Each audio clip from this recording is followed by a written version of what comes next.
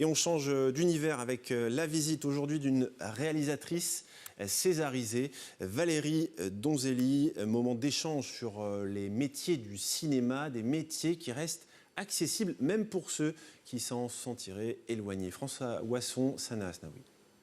La dernière fois que je suis venue ici, c'était pour mon baccalauréat. Et les panneaux étaient accrochés là.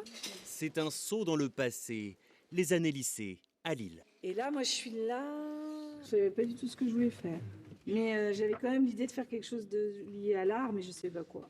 Et 30 ans plus tard, c'est avec un César que Valérie Donzelli retrouve le décor de son adolescence. Sur les murs de Notre-Dame de la Paix, des œuvres réalisées par des lycéens. Ah, c'est drôle, il a repris l'idée du cœur. Autour de son dernier film, L'amour et les forêts.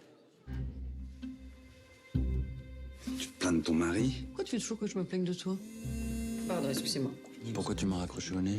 J'étais en cours. Tu rentres à quelle heure? 17h, pourquoi? Il t'appelle tout le temps, ton mari, hein? Oui, c'est comme ça.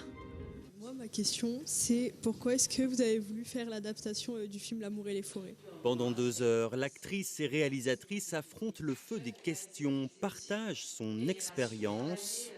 J'ai lu ce livre et j'y ai tout de suite vu le potentiel d'un thriller psychologique. Le regard d'une artiste au cœur d'une rencontre forcément inspirante. C'est assez enrichissant de tout ce qu'elle connaît, ce qu'elle peut nous apprendre sur l'envers du décor du métier, ce qu'on ne sait pas forcément, quoi. Elle est partie un peu de rien, elle n'a pas fait forcément une école, c'est un peu venu de fil en aiguille, c'était pas forcément ce qu'elle voulait faire au début et ça c'est intéressant puisque nous en ce moment on essaye de savoir ce qu'on veut faire, etc.